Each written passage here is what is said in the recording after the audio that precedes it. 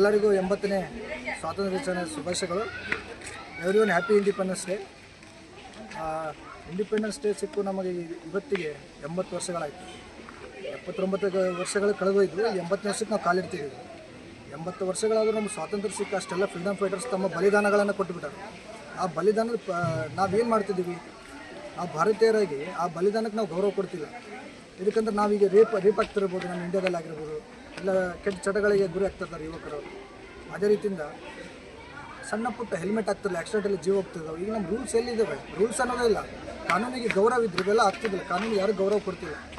ಅದಕ್ಕೆ ನಮ್ಮ ವಿದ್ಯಾರ್ಥಿಗಳ ಕಡೆಯಿಂದ ಒಂದೊಂದು ಸಣ್ಣ ಮೆಸೇಜನ್ನು ಕೊಡ್ತೀವಿ ನಾವು. ಆ ಮೆಸೇಜನ್ನು ನೀಟಾಗಿ ಎಲ್ಲರೂ ಅರ್ಥ ಮಾಡ್ಕೊರಿ.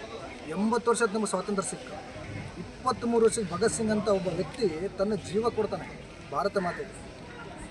ಶ್ರೇಷ್ಠಾಚಾರ ಆಗಿಬಿಟ್ಟಿದೆ ಎಲ್ಲರಿಗೂ, ಯುವಕರಿಗೆ ಶ್ರೇಷ್ಠಾಚಾರ ಆಗಿಬಿಟ್ಟಿದೆ. ನಮ್ಮ ಕನಕನದಲ್ಲೂ ಭಾರತ ಪ್ರಶಸ್ತಿಸಬೇಕು ಎಲ್ಲರಿಗೂ.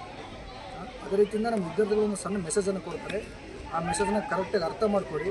ಸ್ವಾತಂತ್ರ್ಯ ಎದಕ್ಕೆ ಸಿಕ್ಕಿದೆ ಅಂತ ಸ್ವಲ್ಪ ಕರೆಕ್ಟಾಗಿ ಅರ್ಥ ಮಾಡ್ಕೊಡಿ. ಸ್ಟೇಟಸ್ ಇಡೋದಿಂತ ಆಗಸ್ಟ್ 15 ಬಂದ್ಕೊಳ್ಳಿ ಬಿಳೆ ಡ್ರೆಸ್ ಹಾಕೊಂಡು ಎಲ್ಲ ಕಡೆ ಹೋಗೋದಿಂತ ಸ್ವಾತಂತ್ರ್ಯ ಇಲ್ಲ. ಆ ಸ್ವಾತಂತ್ರ್ಯ ಸಿಗೋ ಪೂರ್ವದಲ್ಲಿ ಯಾರ್ಯಾರು ಬಲಿದಾನ ಆಗಿತ್ತು ಅದನ್ನೆಲ್ಲ ತಿಳ್ಕೊಬೇಕು. ನಾವು ತಿಳ್ಕೊಂಡಾಗ ಮಾತ್ರ ನಿಜವಾದ ಭಾರತೀಯರಾಗಿ ಸಾಧ್ಯ. ನಾವು ನಮ್ಮ ವಿದ್ಯಾರ್ಥಿಗಳು ಒಂದೊಂದು ಹೇಳ್ತಾರೆ ತಗೋತೀವಿ. ಎಲ್ಲರೂ ಧರಿಸಬೇಕು. ಎಲ್ಲರೂ ಬಾಲ್ಯ ವಿವಾಹಗಳನ್ನು